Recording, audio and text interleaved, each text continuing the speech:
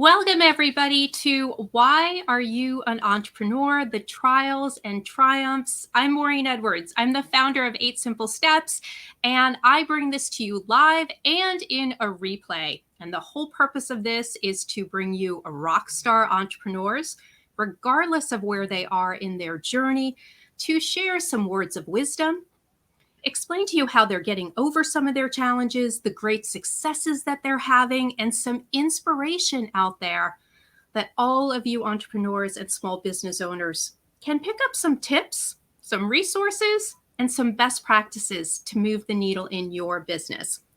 And tonight, I say it every week, my rock star entrepreneur is Dr. Sam Lloyd. He is the founder of Resenoline.com. And I have to tell you, Sam and I go way back. He was originally one of my students in the START program. So I am very familiar with everything that's kind of going on behind the scenes. So, Sam, I want to welcome you. I'm so glad that you're here. Well, thank you, Maureen. You're very kind in identifying me as a rock star. I don't quite make that, but again, I appreciate that. And I'm happy to meet with this audience to share with them uh, the experiences that I have and what I've done up to this point. I'll tell you, when I think about being an entrepreneur, I have to go back to my early childhood, growing up in a household with meager means. And my father was a cook who started his own business as a restaurant. And seeing that happen, and then also having uh, 4 brothers and having to work as well growing up, it sort of instilled a work ethic. So, in addition to working with those brothers in that family unit, it was necessary to be a team player. Mm-hmm. Uh, Given that work ethic, that uh, father figure as an entrepreneur led me on a path that says, "Hey, look, I want to do something with my life." Not sure exactly what it was, but it led me to work hard when I was in school. And I was fortunate enough to get a scholarship because that was the only way I could go to college. And upon completion of college, I majored in mathematics at the time. Uh, I went into the service. I was an ROTC member. And if you know about ROTC, they put you in as an officer. And as an officer, you get a chance to lead. You get a chance to accomplish a mission. And serving in the Vietnam era and so forth, I had an opportunity to build on that teamwork, build on that ethics, build on those leadership skills.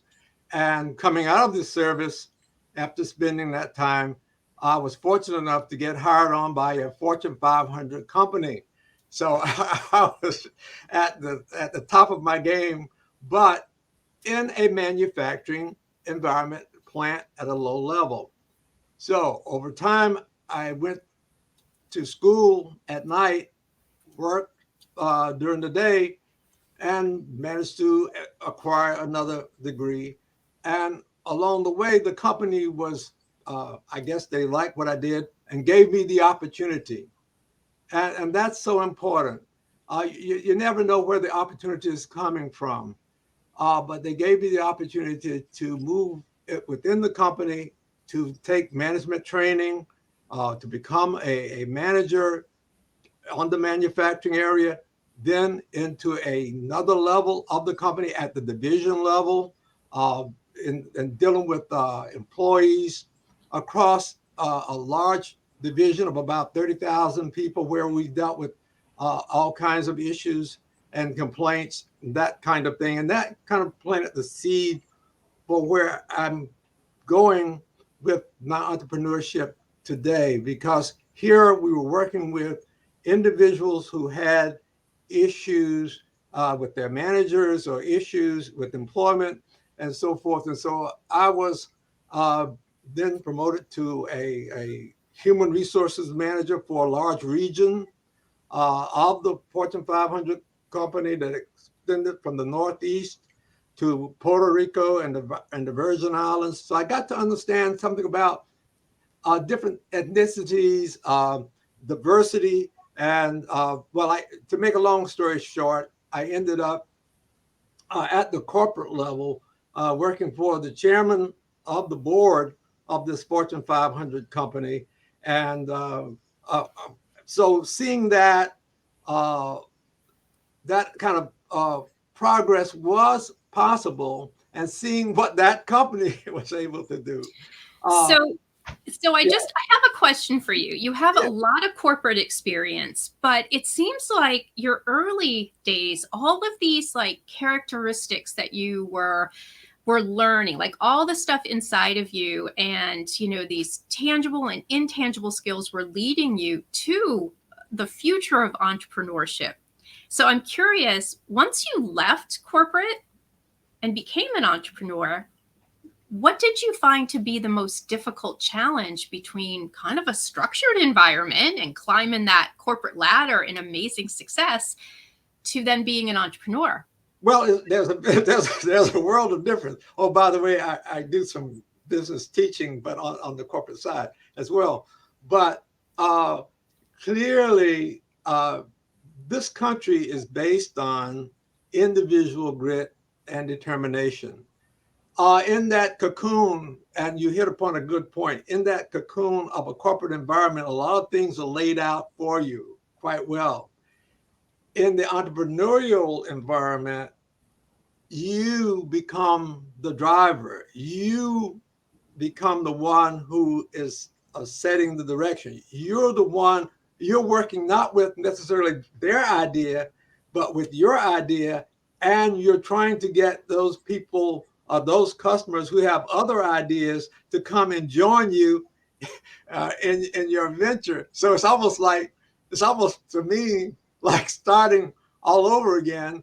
And Mm-hmm. with this venture that I am currently in, and that is what I am encountering, is that as much as I thought I knew and as much as I had, that I now have to be a driver. Yeah. And you were a driver in a managerial position, but it's a completely different situation as far as leadership. I mean, you have to wear a lot of hats as an entrepreneur and kind of learn by trial and error. And that takes a lot of time. It takes a lot of resources. It's trying to pull out from all these different areas. And you're right, it kind of all falls on you now. Whereas the company kind of took responsibility in a lot of ways because it's it's your show. It is your show.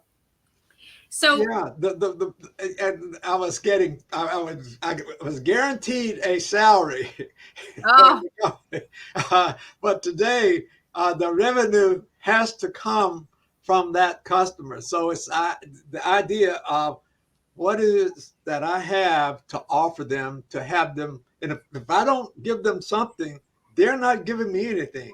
So absolutely.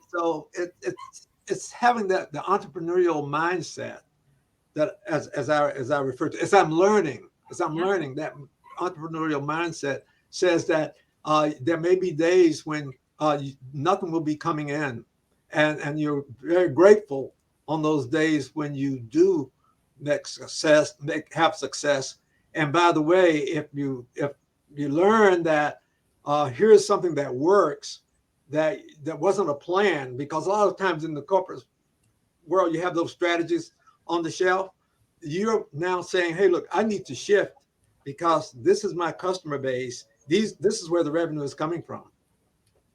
You brought up so many things to unpack here. And, as entrepreneurs, we learn that we come up with, great products, a great service. You've come up with some real innovative technology. And sometimes we get so excited about that part that we don't realize that it's all about our customer. It's not about us and what we've created. It's how are we going to serve them to make a difference in their life? How do we change our customer's life? And you're right, that mindset is the customers were coming in for the corporations because they were established. That was like the easy thing. The hard part is really, how do I reach the right customer? How do I engage with them? And then how do I acquire them? And of course, retention. So it's like this process that all of a sudden it's all on you. So I really appreciate that you're telling people out there that a challenge is, kind of getting out of your own head and realizing that it really is all about them. And sometimes they're tough to convince, aren't they? Well, there's no question about it. It's tough to convince, but also you're not able to do it all yourself, Mm-mm. and therefore, like in my case, we have a team of at least two others who are working with me.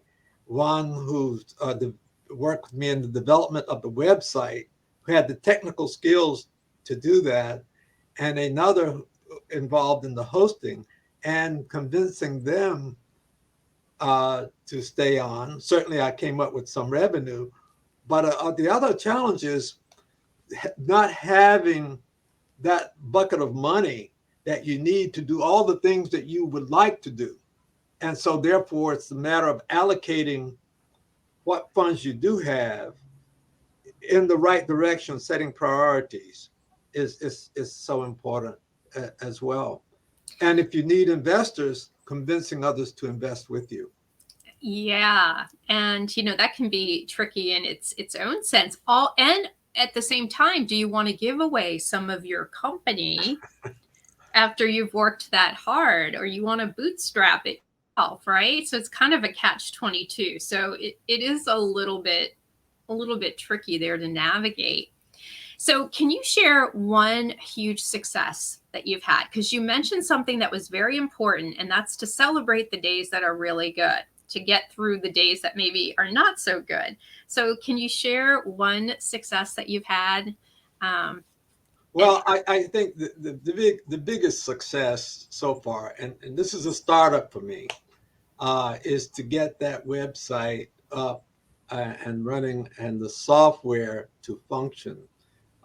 We've been going through beta tests, and some of the things that we thought were working were not working. So now we're at a point where we have them working.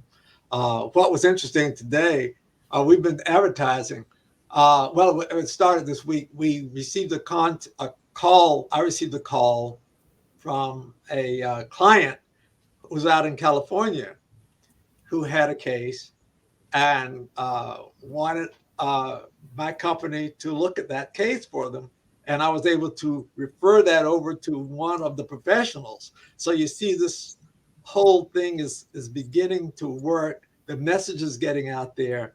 And so we had that case just this week.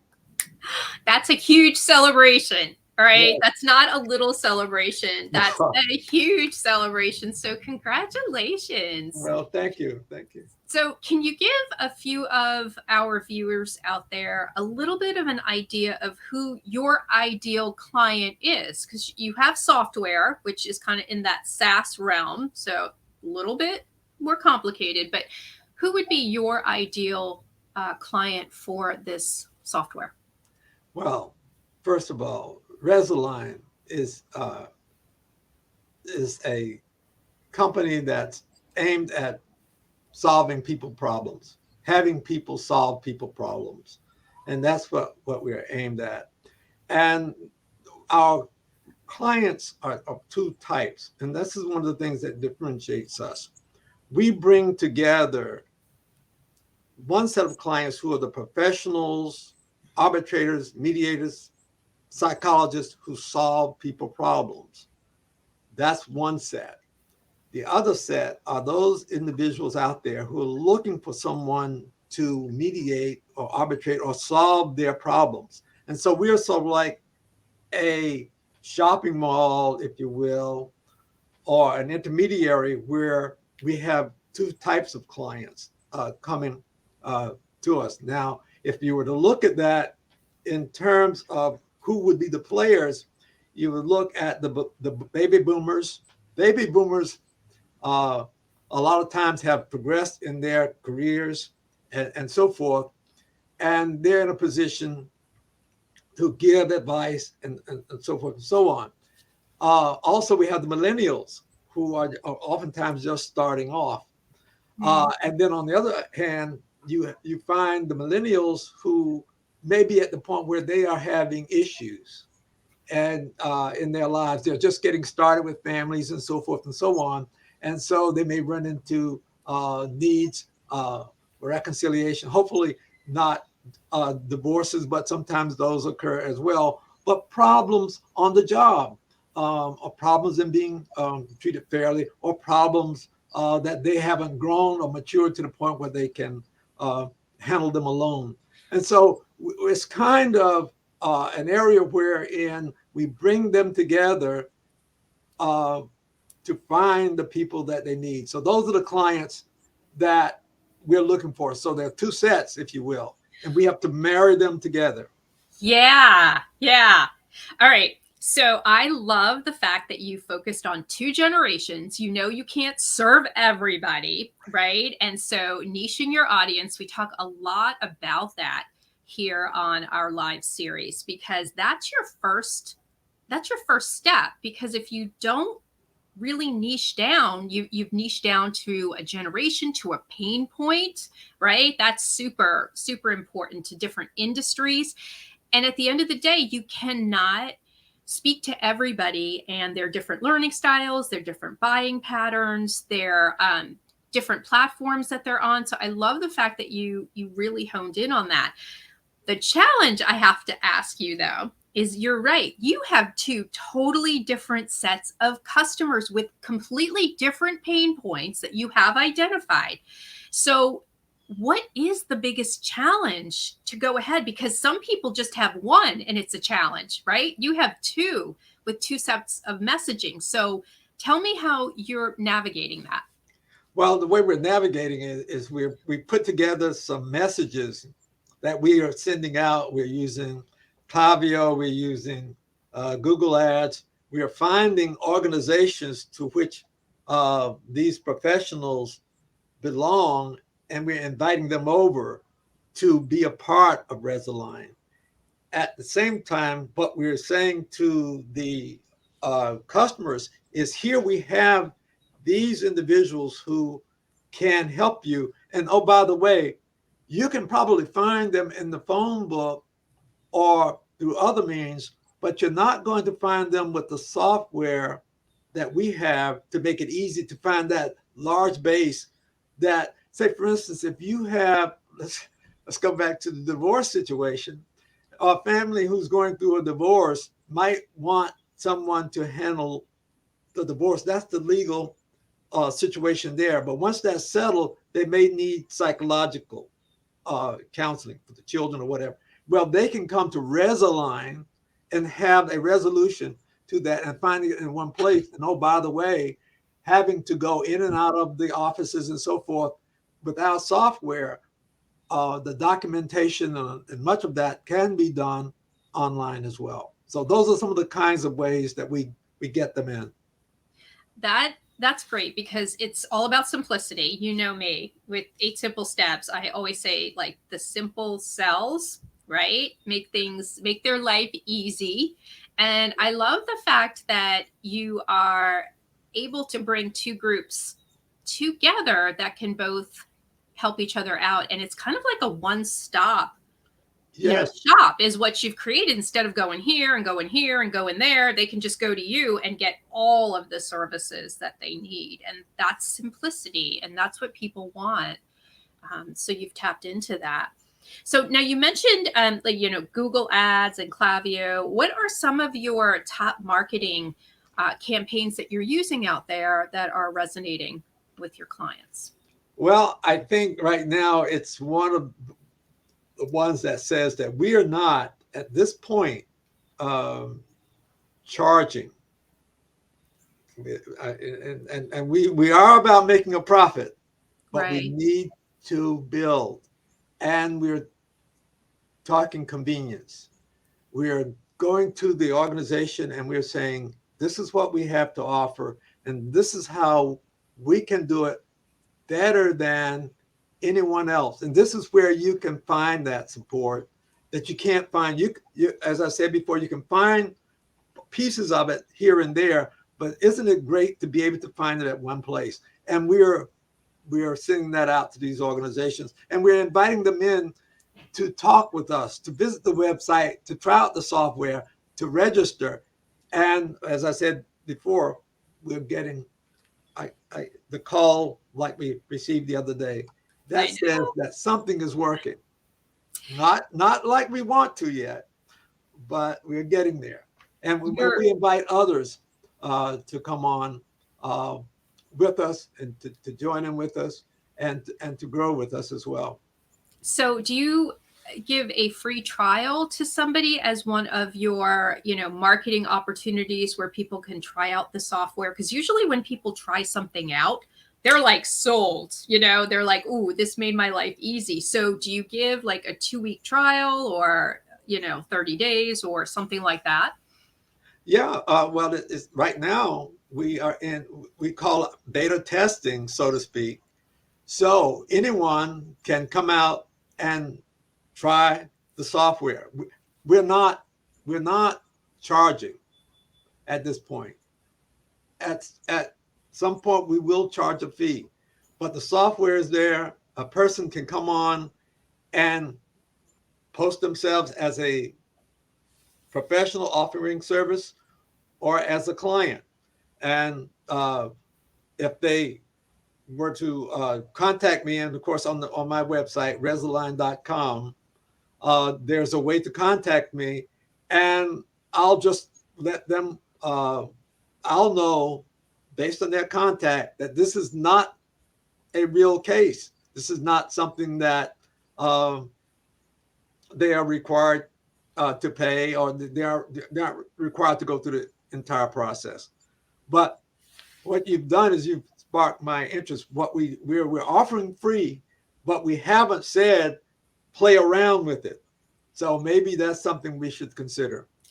Yeah, because I know that if I have, a new email company or like a new video company that I want to try, uh, you know, CRM, that sort of thing, they all give a free trial in order to test it out before we buy. And 9 times out of 10, Sam, we go, oh, this is easy to use. This could make a difference. And then they give you 3 different levels. And usually I always say start with the first one so you see how you like it. But 9 times out of 10, when somebody gets a free trial, they will sign up for it, especially if they've been looking for something like this. And then they buy, they sign up. Even if it's like, be a founding member, right? And get your 2-week trial. And then what you can do after that is, as a founding member, you can get 3 months at 50% off. So do you see the incentives to bring people in and then to keep them? I see that what you've thrown at me is an additional software make because of the model that we're using. It would say that I have to set up a sort of like a game where they can play, but not have real clients or real professionals. Yes, you're right. It would give them an idea to see how the software works and feel comfortable about it. And also you checking in with them, seeing, building that relationship. So it's something to consider, because if the statistics demonstrate really high conversion rates, try before you buy, it may be a good way to go. Yeah. Okay. This is really enlightening. I studied under you before, Maureen, and Yeah. so I'm very appreciative of that. And I'm going to have to go back to my team and say, how do we do that? I'm giving you more work, but you know that it's, for the best, that I want you to succeed. I mean, that's my whole idea, is that, you know, and I want to go back to something. You said you were not a rock star entrepreneur. Okay, let's eliminate that, because Right. anybody who is taking on entrepreneurship, okay, who have the courage, who have the drive, who are putting something together like this, you are a rock star.